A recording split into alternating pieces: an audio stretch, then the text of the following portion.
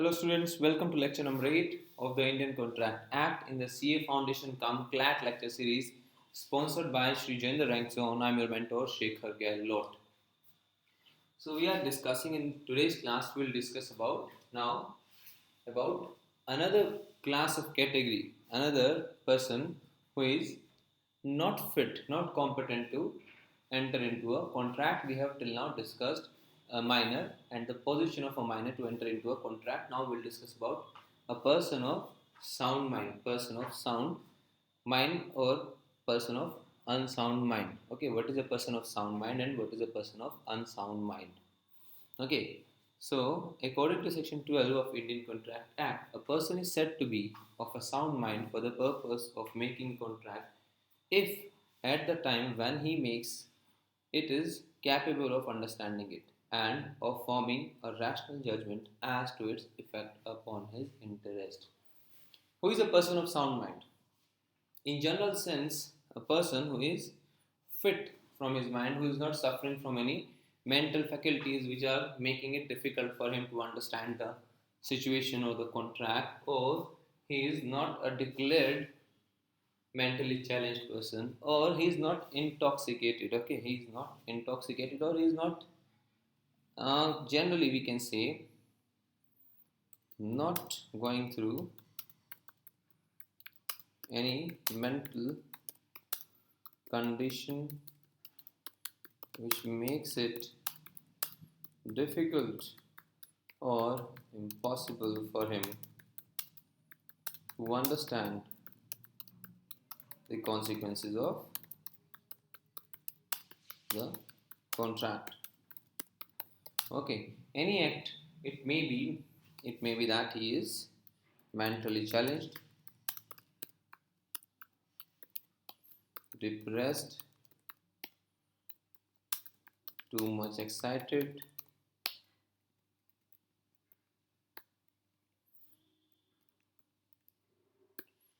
or he is under some intoxication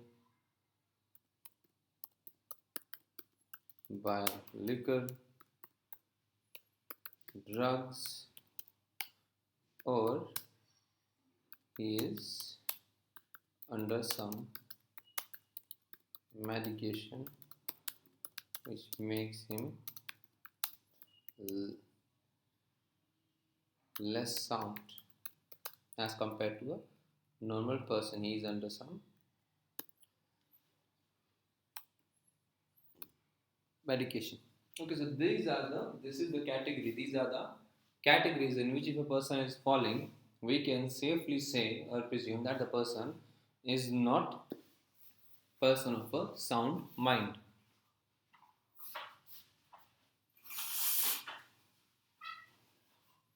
So in order for a person to be competent to enter into a contract, he must have a sound mind. That is, he must be able to understand the consequences or the nature of the agreement he is going to enter into with other party. A person who is usually of unsound mind but occasionally of sound mind may make a contract when he is of sound mind, because the definition says the person is said to be of sound mind for the purpose of making contract at the time when he makes if at the time when he enters into contract at that particular time he is of sound mind. Okay, so there may be a person who is at a time intoxicated by the drugs. He is a druggist. He is occasionally in the influence of drugs, but sometimes when he is not in the influence of drugs and he is of normal mind, that time if he enters into some contract, that contract will be a valid contract. Otherwise, it will always be a voidable contract. Okay, or a person who is mentally challenged, but his mental challenge is such that sometimes he suffers from mental trauma. Otherwise, he is of sound mental disposition. So, when he is having sound mental condition, at that point of time, if he enters into a contract, then at that time the contract is going to be a valid contract. Otherwise, the contract is going to be a void contract. A person who is usually of sound mind. Now we are talking about a person who is usually of sound mind but occasionally of unsound mind may not make a contract when he is of unsound mind. So there may be a person There may be person who is usually of sound mind, but sometimes he is of unsound mind. So that person also cannot enter into a contract when he is unsound mind.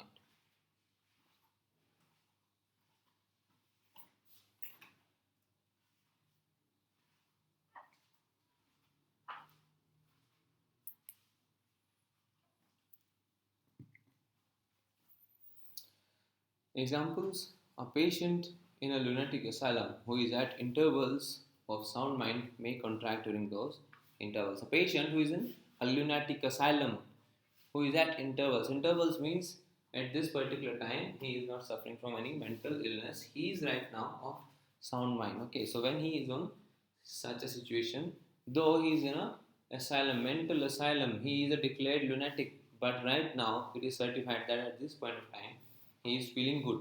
Then at that time he can enter into a contract. A sane man who is delirious from fever. A sane man now, there's a man who is sane, who is delirious from fever, or who is so drunk that he cannot understand the terms of a contract or form a rational judgment as to its effect on his interest, cannot contract while such delirium or drunkenness last. Okay, if he is under such drunkenness state, or he is from going from such fever, he is admitted to the hospital, he is on the ICU. Okay, he is under medication by the doctors, he is not of sound mind. So if he is making entering into an agreement or contract at that point of time, then in that case we can say that this person is not having a sound mind, so he is incompetent to enter into a contract. Okay, now position of unsound mind person making a contract. Okay, now what is the legal position of a person who is of unsound mind and he enters into a contract? What is his legal position? Legal position of the contract. Legal position of contract is a contract by a person who is not sound mind is void. Okay, a person who is not sound mind is void. That contract is going to be void. Okay.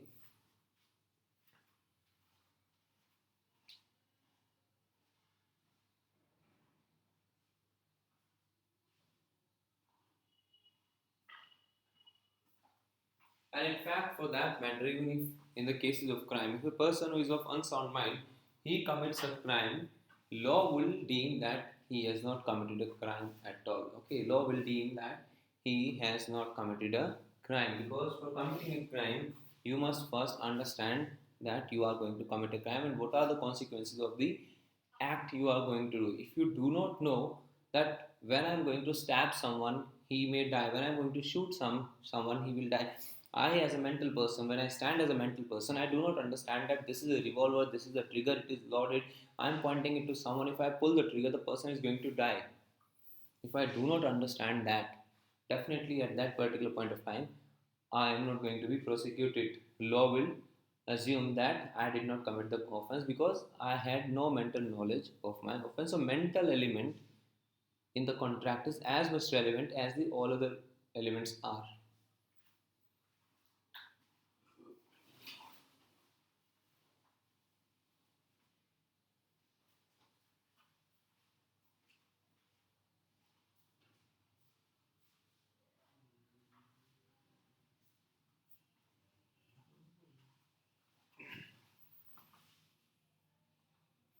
Contract by a disqualified person.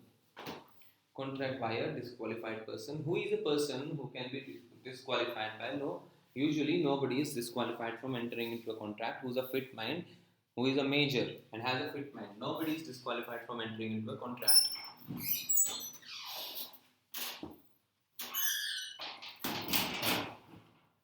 But besides minor and persons of unsound mind, there are also other persons who are disqualified from contracting, partially or wholly. Okay, for some time or for forever, they are barred from entering into a contract, so that the contracts by such person are void. Contract by such person are also void. Incompetence to contract may arise from political status, corporate status, legal status, etc. The following persons fall in this category: foreign sovereigns and ambassadors, alien enemy, corporations, convicts, insolvents. Okay, so these people which are foreign sovereigns. Okay, so somehow suppose I am entering a contract with a foreign Britain's king, okay, and the contract is to be operated in India, then that contract is not a valid contract because I am not entitled to ambassadors, foreign ambassadors. I cannot go and enter into contract with a German ambassador who is stationed in India, alien enemy. We are at war with China. Suppose let's assume we are at war with China, and some Chinese person is here in India. I cannot enter into contract with him because he is now an alien enemy because we both countries are at war. So every Chinese citizen is going to be our alien enemy at this particular point of time.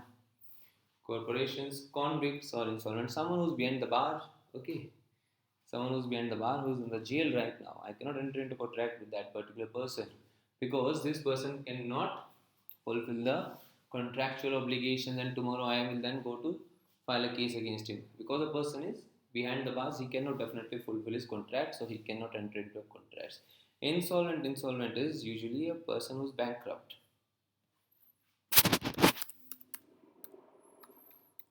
Bankrupt in the common term, he is a person.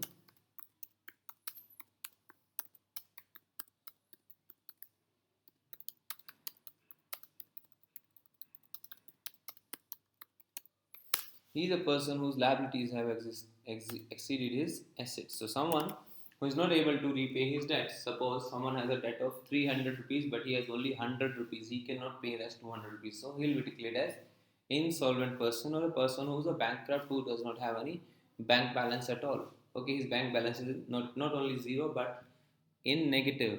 So a person who is insolvent definitely cannot enter into a contract because he will not be faithful to the contract. Okay, he'll always be hungry for the money, and he'll be tempted to commit breach of the contract, to commit corruption in the contract because he is suffering grave financial hardship. So we will not allow him to enter into a contract. And also because his insolvency, his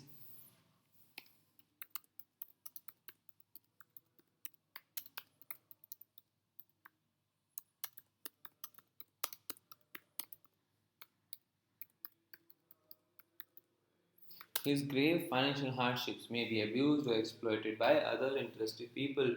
Just because someone is so much under financial stress that other person has a power, by in the name of money he can abuse his position, he can make him do whatever he wants to. Okay, so in order to protect insolvent also, they are not allowed to enter into contracts so as to even protect society from the bankrupt people as well as to protect bankrupt from the society.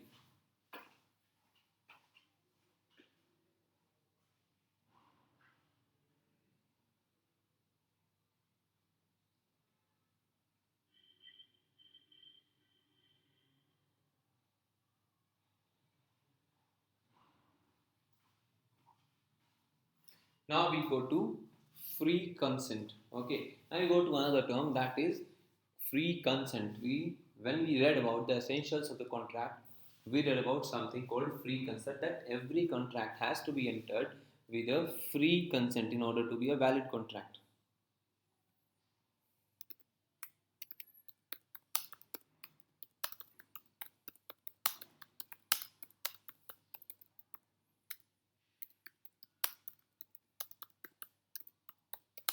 Every contract must be valid with free consent. Okay, free consent means, free means there is no compulsion on you. You are free. You are deciding on your own. There is a complete freedom to decide.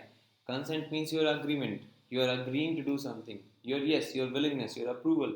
Your approval should be free. Free from what? Your approval should be free, but free from what? It should be free from these things. Okay.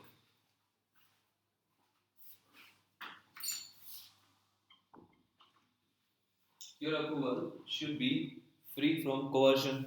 There should be no coercion on you. Okay, it should be free from undue influence, fraud, misrepresentation, or there should be no mistake. There should be no mistake when the consent was given. There should be no mistake. Okay. Now, what are the effects of these four things?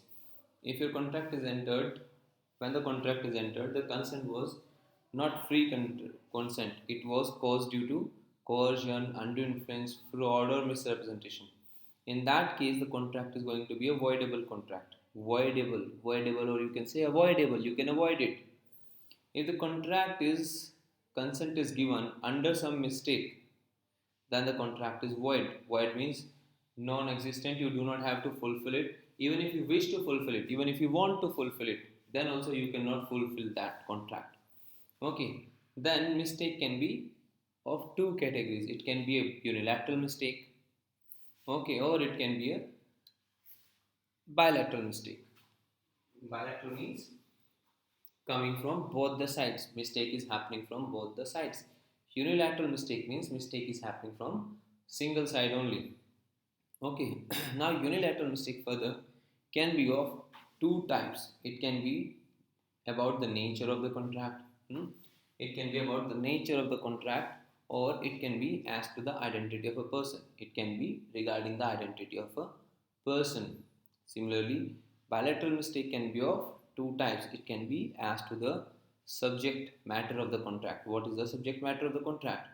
And as to the possibility of performance, whether the contract can be performed or not performed. Okay, because impossible contracts are void contracts. So whether this contract is possible or not. Okay, so this is a rough flow chart of what is consent and what are we going to deal with under this particular heading of free consent.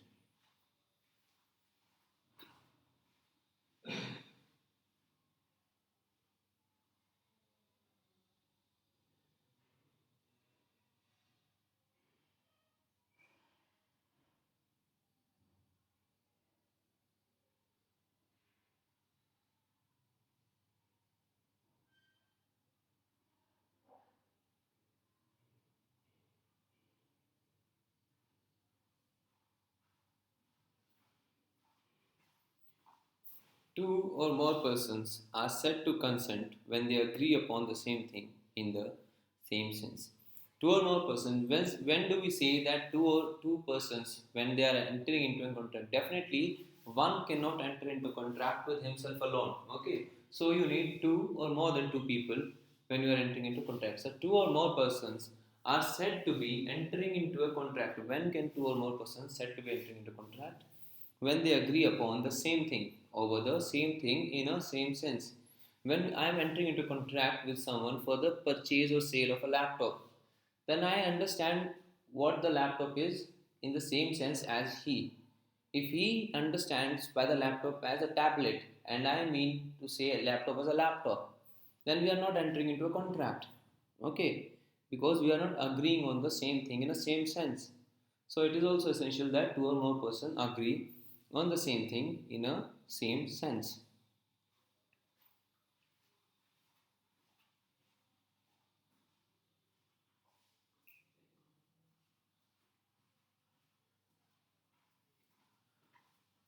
Parties are said to have consented when they not only agreed upon the same thing but also agreed upon that thing in the same sense. Okay, same thing must be understood as the whole content of the agreement. Same thing must be understood as the whole content of the agreement. Okay, not on some tits and pieces or some piecemeal manner, some part of the contract. Okay, now I bought a phone, I want an iPhone. Okay, so he says it's okay, you take an iPhone, along with the phone you will get a charger as well. By charger I mean to believe that he is giving me a wireless charger, but he is actually giving me a wire charger. But we are definitely going to buy a phone. The content of the agreement is phone.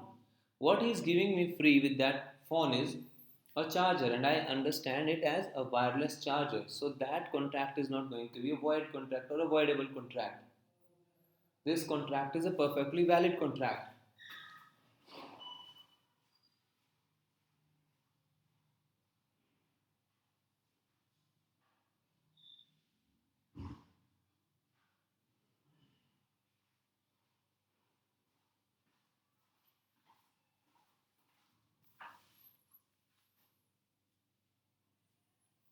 Consequently, when parties to a contract make some fundamental error as to the subject nature of the transaction, or as to the person dealt with, or as to the subject matter of the agreement, it cannot be said that they have agreed upon the same thing in a same sense.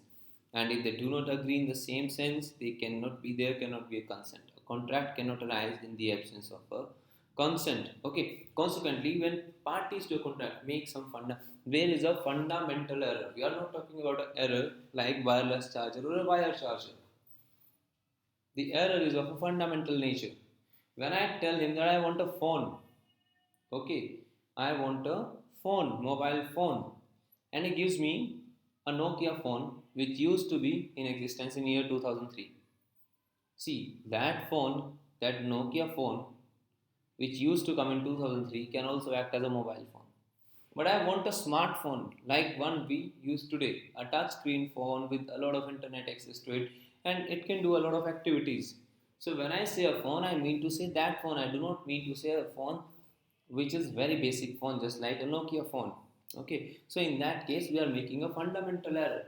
When both parties are making a fundamental error in understanding the nature of the contract, we both cannot be seen to be consenting in a free manner. Our consent is now here vitiated by mistake. We are mistaken here.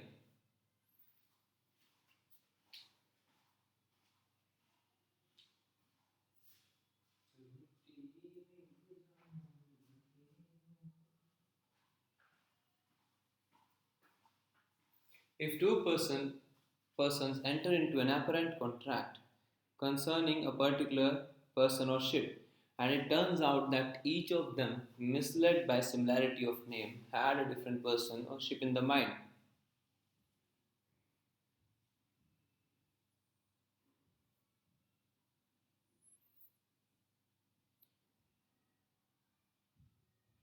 Let me just write here down for further reading. Example.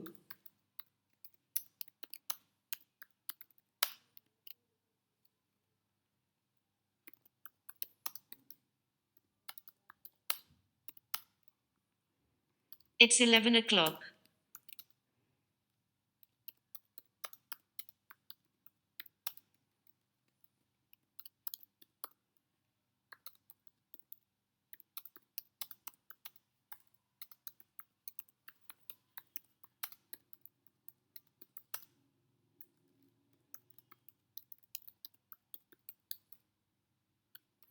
There is a fundamental error in understanding.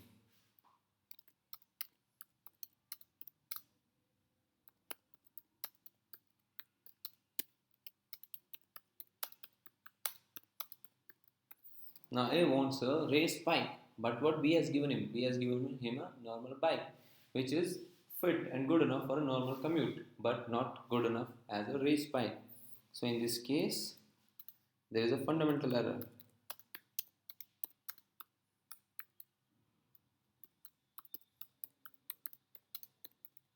Okay, so whenever there is an error which is of such a nature that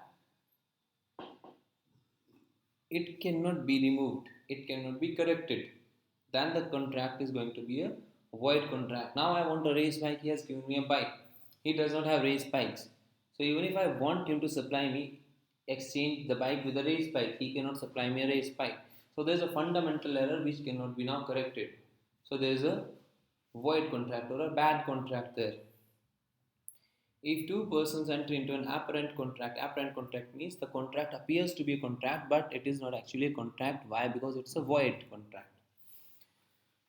Concerning a particular person or ship, we are entering into contract concerning a particular person or a ship. Okay, and it turns out that each of them, misled by similarity of name, had a different person or ship in his mind. No contract would exist between them as they were not an item of the same mind.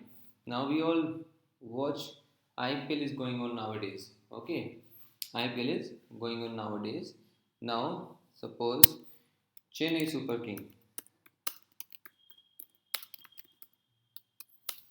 say that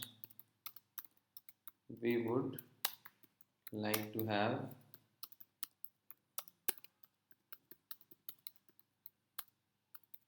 Dhoni in our team. Okay, but meanwhile Dhoni has retired, and what has happened? A new person called Manoj Dhoni.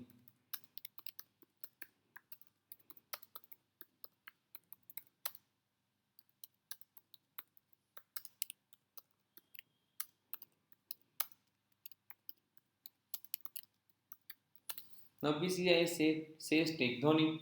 Now here Chennai Super Kings right now is not aware that Mahendra Singh Dhoni, which they are talking about, the Dhoni which they are talking about is Mahendra Singh Dhoni, has taken a retirement. But somehow there is also a new player nowadays in the town. His name is Manoj Dhoni. Though he's Dhoni, but he's not that Dhoni which they want. And they say we want Dhoni in our cricketer.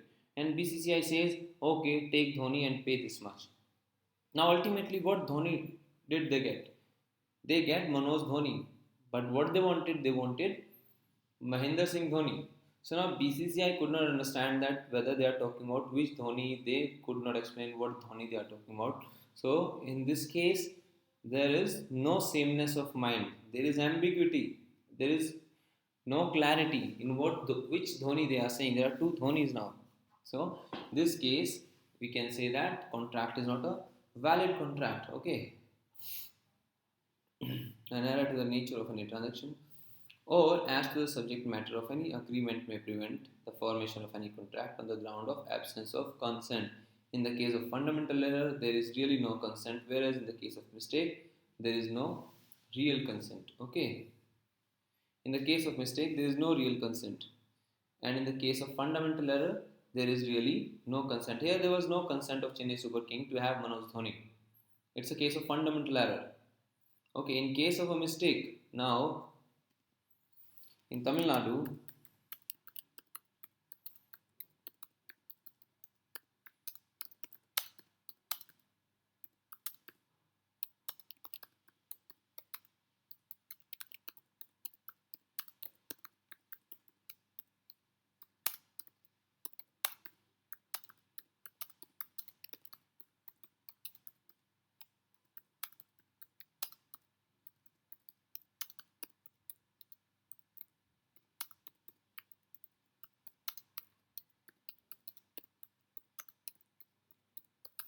okay, in Tamil Nadu, traditional wear of men is dhoti. In Haryana also, the traditional wear of a man is dhoti. But both dhotis have a very different design and style. So now suppose one trader sitting in Haryana talks to a trader sitting in Tamil Nadu and they enter into contract regarding supply, sale and purchase of dhoti. Now there is a case of mistake. There is no real consent at all here. Now both the men do not understand what dhoti they are talking about. Tamil Nadu person is understanding dhoti as a traditional dhoti being worn in Tamil Nadu, while Haryana person by dhoti understands a dhoti which people in Haryana usually wear. But both dhotis, they are both traditional wear of the man in their own respective states, but they both differ from each other in style, design, way they wear it, the way they carry it, okay, and the personal feelings attached with that dhoti and the social feelings with that particular design of the dhoti. So there is no real consent at all. Okay, there is no consent here, and there is no real consent. So these are the cases where fundamental error or a mistake may vitiate a contract.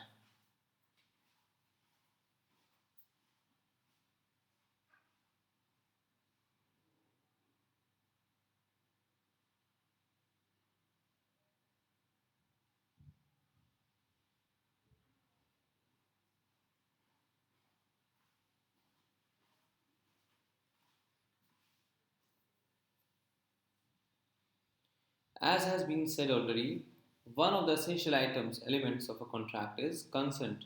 One of the essential, definitely, consent is the foremost essentials of a valid contract, and there cannot be a contract without consent. Consent may be free or not free. Only free consent is necessary for the validity of a contract. Okay, only free consent is necessary. No other consent, which is not free or otherwise, will cause a valid contract. Only a free consent can cause a valid contract. Now let us understand what is a free consent.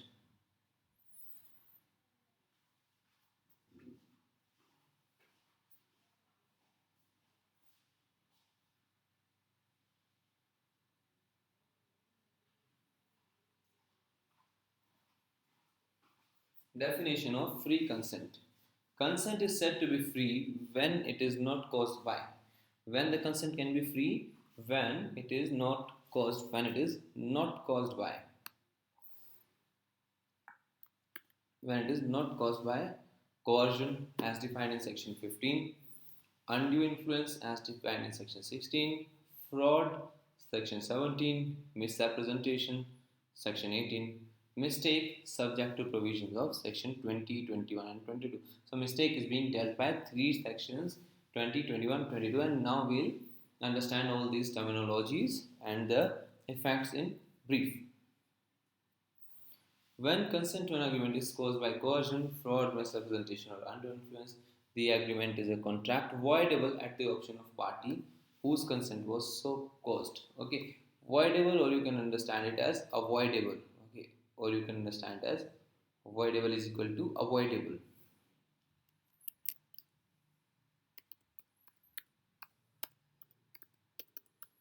Okay, that means you can avoid it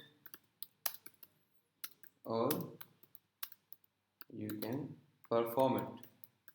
Option is given to the person, option is given to the party. Which party? Which party? The party whose consent has been taken by coercion, fraud, misrepresentation, or undue influence. Okay. Then the contract is voidable or avoidable, and who has the option to treat this contract as avoidable? The one whose consent has been vitiated by coercion, fraud, misrepresentation, or undue influence. Okay. When the consent is vitiated by mistake, the contract becomes void. But when there is a mistake, fundamental error, there is a mistake, impossible performance, then the contract is going to be a void contract. Even if you wish to perform it, you therefore then cannot perform it. Okay.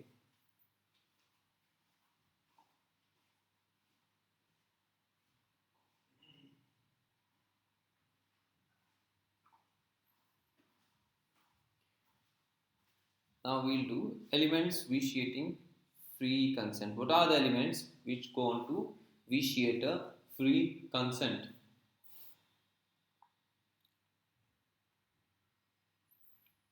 Coercion.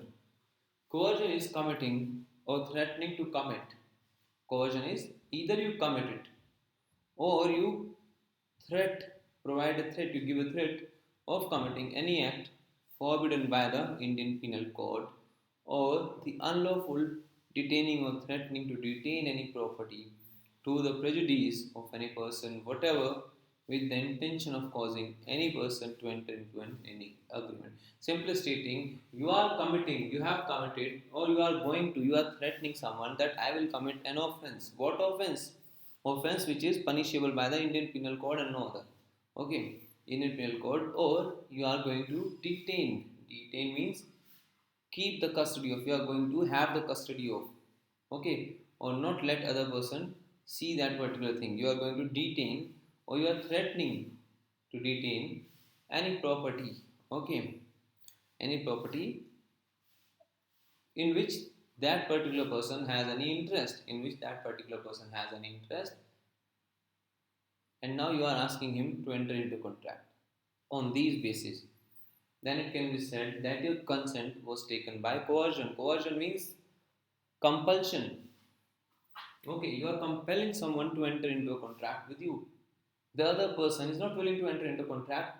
Now you are threatening him with a crime so that he enters into a contract. That is called compulsion, coercion.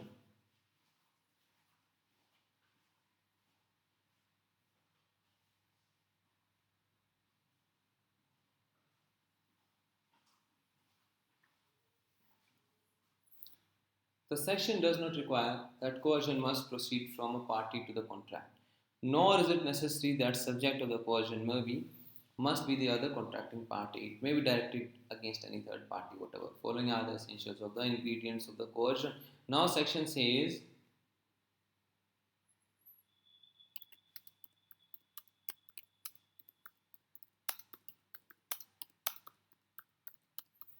A and B are entering into a contract. It is not mandatory that A or B threat each other. Okay, even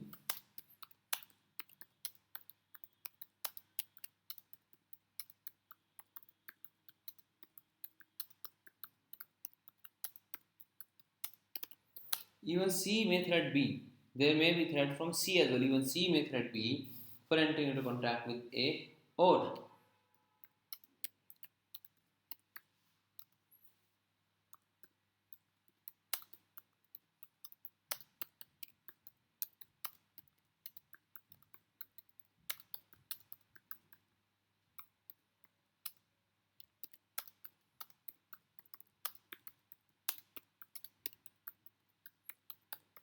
Okay, or the crime may have been committed against neither of the party. Crime may have been committed against any other party, third party, in order to compel any of the party to contract. Now here A and B are entering into contract. A is unwilling to enter into the contract. Now B says C, who's your husband, wife, nephew, or any relative in whom you are interested, in whose safe being, well-being you are interested in. I am going to commit a crime against him. Okay, if you do not enter into a contract, this is also going to be a compulsion. It is coercion. It is not that A and B they should intermutually threat each other. No, it is not the case. You can threat can be of any type. Now, following are the essential ingredients of coercion. What are the essential ingredients of the coercion? If these ingredients happen together in one piece of time, we can say that a person is being coerced into entering into a contract.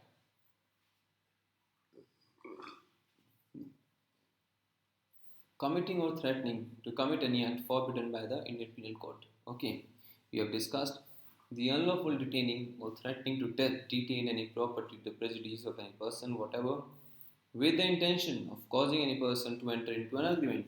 These two things, one of these things is done in order to cause any person to enter into an agreement. It is to be noted that it is immaterial whether the Indian Penal Code is or is not enforced at the place where the coercion is employed. It is not it's immaterial whether IPC is in force or not. Now IPC is in force in India.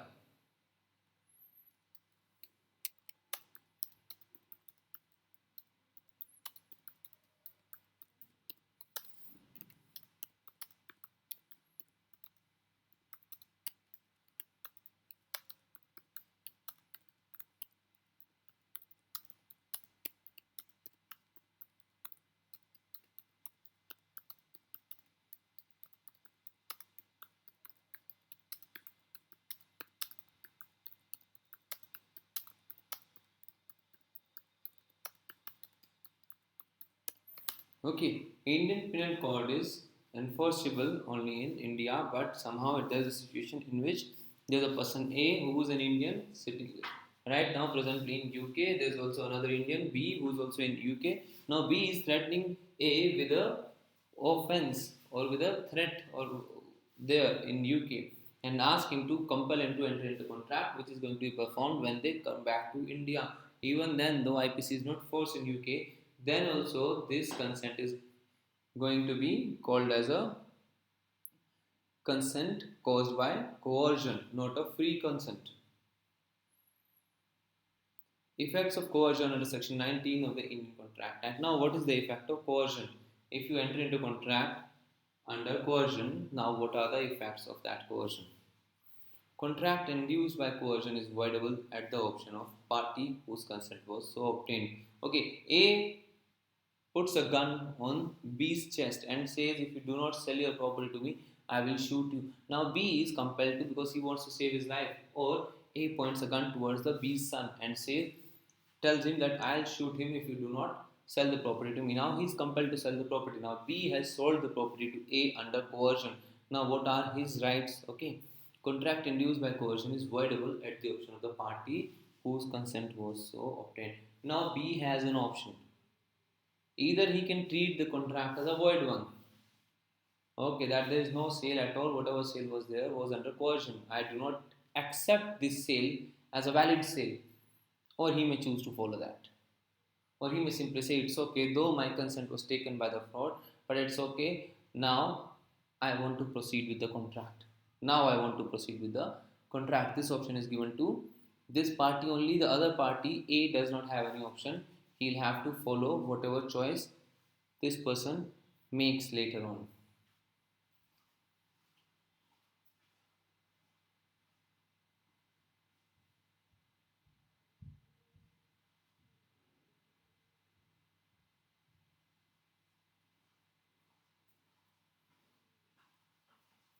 As to the consequences of the rescission of voidable contract, rescission means taking back, withdrawing the contract. The party rescinding a void contract should, if he has received any benefit thereunder from the other party to the contract, restore such benefits so far as may be applicable to the person from whom it was received. Now B has chosen, B who was under the threat, he sold the property to A, but A also gave 1 crore rupees to B and purchased the property. The value of the property is 10 crore rupees. So now when the B says, I do not treat this contract as a valid contract, treat this contract as a void contract because my consent was caused by the coercion. So now he must return that 1 crore rupee as well. He cannot say I'll take the property as well as 1 crore rupees. He'll have to now return the 1 crore rupee. This is the rule. A person to whom money has been paid or anything delivered under coercion must repay or return, just what we discussed right now.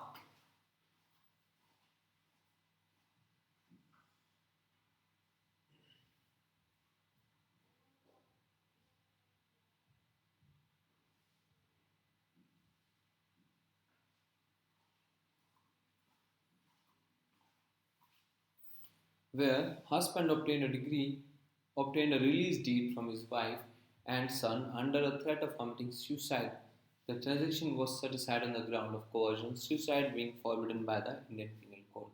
The threat of suicide amounts to coercion within section 15. So now committing threat to commit suicide. Threat to commit suicide is a offense. So when you commit that offense, definitely your consent is going to be vitiated by a free consent by coercion.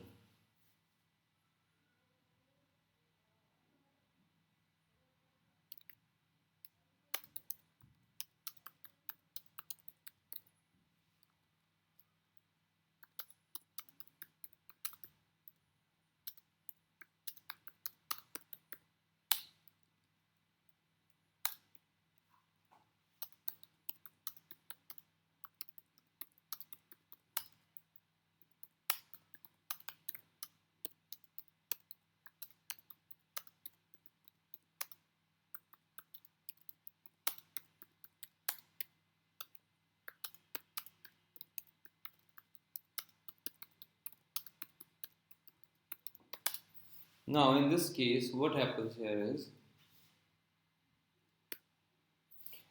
there's a girl, she's 20 years old.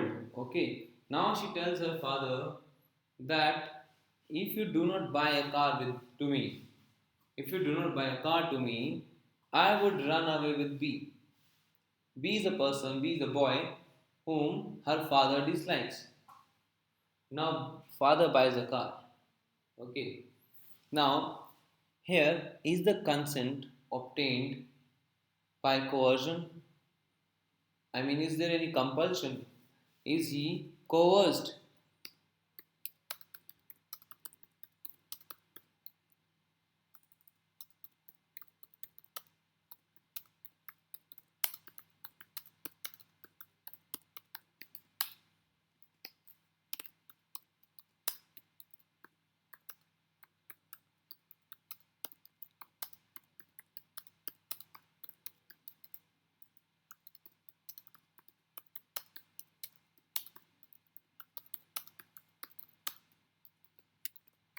Okay, the answer is no. Why? Because running away with a person of your choice is no offense under IPC. So when she is threatening a father that I would run away with someone, then it cannot be called a coercion because it is not an offense, and only committing or threatening to commit those offenses which are punishable with the Indian Penal Code are covered in the definition of coercion here, otherwise not.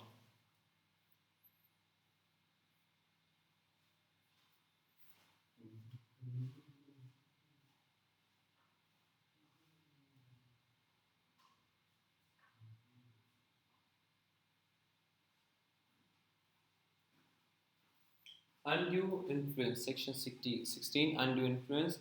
According to section 16 of the Indian Contract Act 1872, a contract is said to be induced by undue influence where the relations subsisting between the parties are such that one of the parties is in a position to dominate the will of other and he uses that position to obtain an unfair advantage over the other.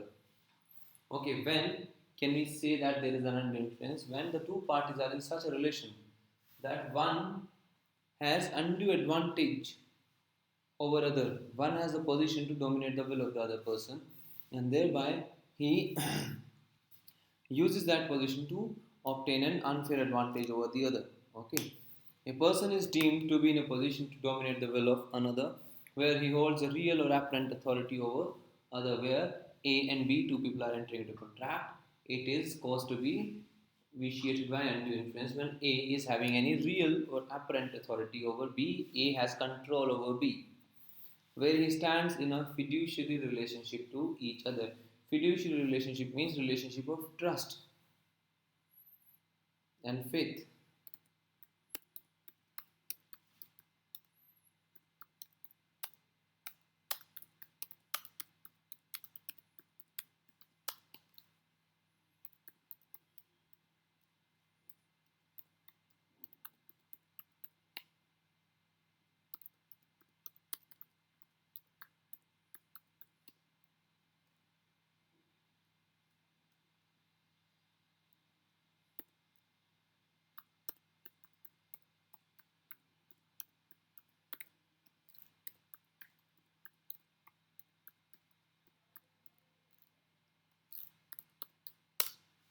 These are fiduciary relationships. Fiduciary relationships are where a person is dependent upon you or your advice.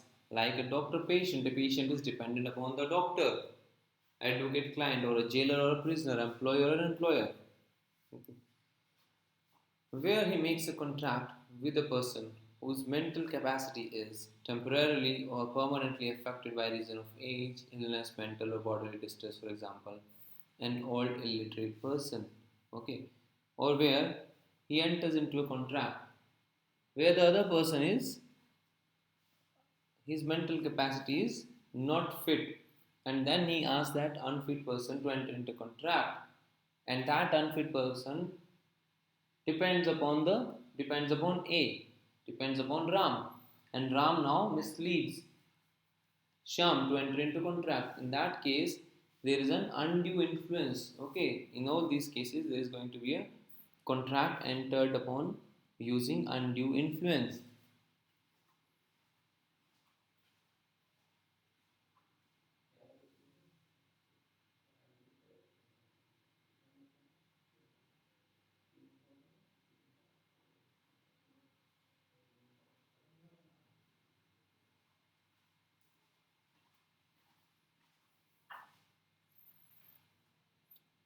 A having advanced money to his son B during his minority when B is minor.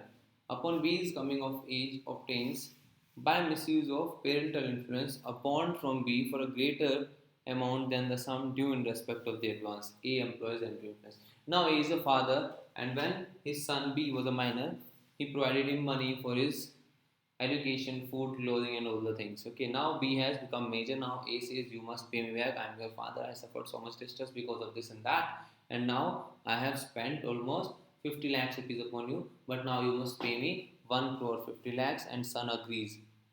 Now here the father is using undue influence, using emotional tactics, or using the authority of the father. Okay, now this is undue influence. They are in such a relation. They are in such a relation. Father daughter, father son relation. A man enfeebled by a disease or age. There is a man who is like say 80 years of age and he is not having a sound mind. He is suffering from illness as well. Is induced by B's influence over him. B suppose say B is a brother or B is sister or B is someone person known to A and he is taking care of A. Okay, or B is a medical attendant. To agree to pay B an unreasonable sum for his professional services, B employs undue influence. Okay. Now B's cost of services which B is providing A, say it comes rupees 10 lakh, but now B somehow makes this person A to pay him rupees 1 crore.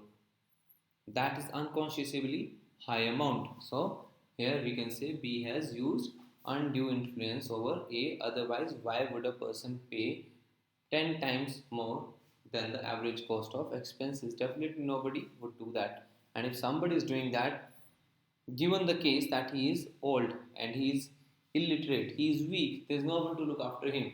So definitely something wrong is there, something fishy is there. A being in debt to B, the money lender in his village. B is a money lender in the village of A. Now A has taken some money from the B and A is not able to repay. Contracts a fresh loan on terms which appear to be unconscionable. It lies on B to prove that the contract was not induced by undue influence. Now A has entered into a fresh contract that I could not pay you your 1 lakh rupees back. Now let us enter into a further contract. If in this year I cannot repay your 1 lakh rupees, you shall have the right over my land which is valued rupees 10 crore rupees. So this is unconscionable. Okay, unconscionable. So in this case, when A will go to the court and A will say, my consent was vitiated by undue influence.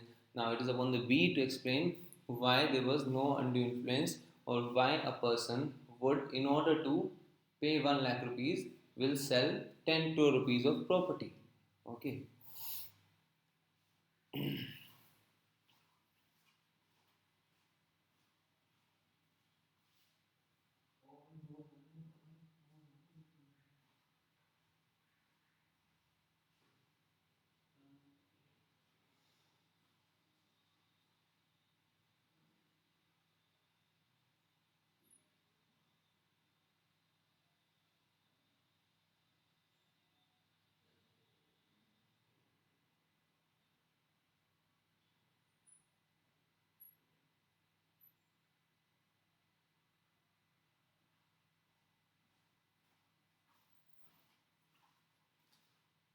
A applies to a banker for a loan at a time when there is a stringency in money market.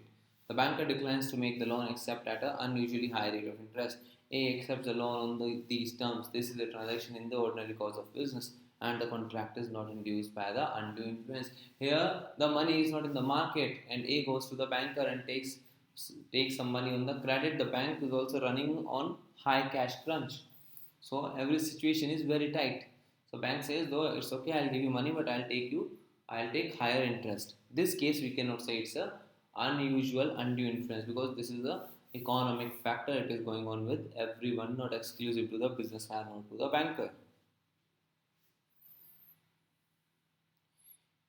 Analysis of section 16, relation between the parties. A person can be influenced by other when a near relation between the two exists. We can say that a person has influenced the will of other person when near relations exist between the people like husband and wife or father son, grandfather grandchild or uncle and niece, uncle nephew, auntie nephew.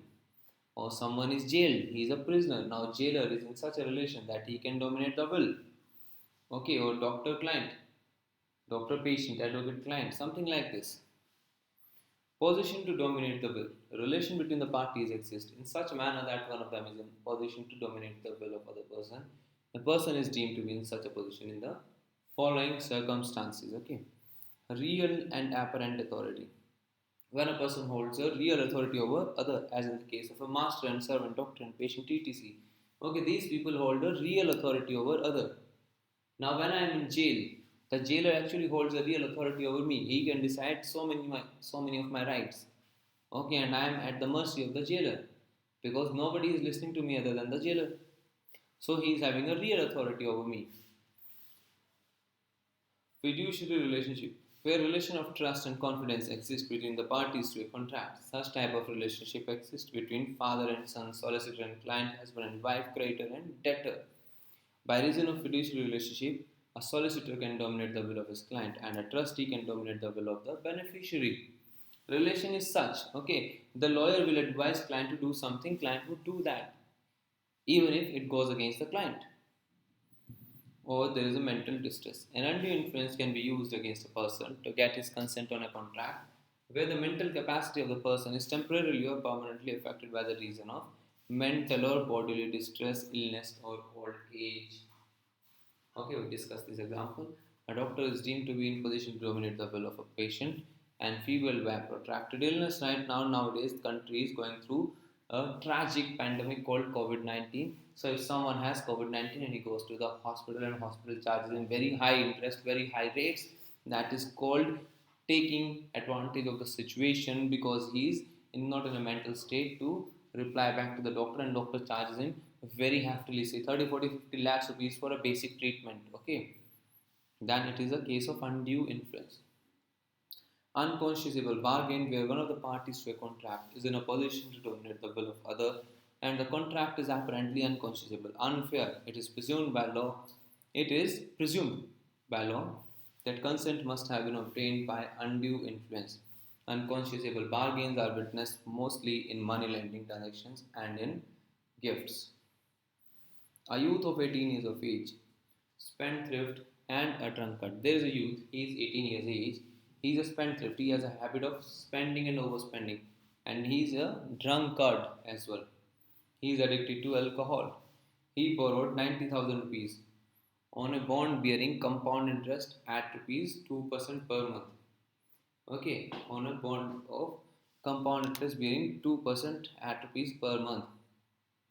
The transaction is unconscionable, the rate of interest charged being so exorbitant.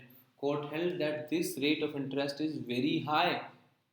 2% per month means 24% per annum interest. Bank rate nowadays is 8%.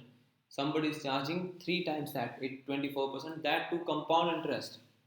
Interest over interest. Okay, this is unconscionable. The object must be to take undue advantage. Where the person is in a position to influence the will of other in getting consent, must have the object to take advantage of other. Okay, so contract must be entered in order to take the undue advantage. If the contract is fair, there is nothing wrong. Burden of proof. The burden of proving the absence of the use of the dominant position to obtain the unfair advantage will lie on the party who is in position to dominate the will. So the person who is in the position to dominate the will, he will have to explain that he has actually not dominated the will. Power to set aside contract induced by undue influence. When consent to an agreement is caused by undue influence, the agreement is a contract voidable at the option of party whose consent was so caused. Any such contract may be set aside either absolutely or if the party who was entitled to avoid it has received any benefit thereunder upon such terms and conditions as court deem fit. So court can either declare it void or if something has been given to the party then as per the situation. Let's do it by an example.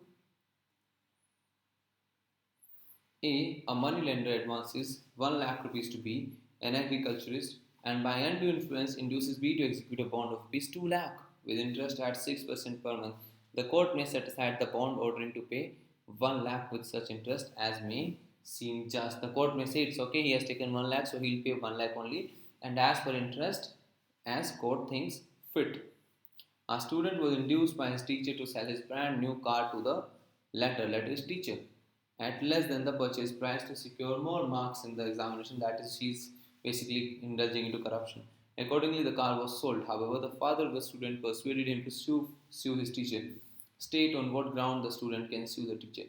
Yes, the student can sue his teacher on the ground of undue influence under the provisions of Indian Contract Act. A contract brought as a result of coercion, undue influence, fraud, and misrepresentation would be voidable at the option of person whose consent was so caused.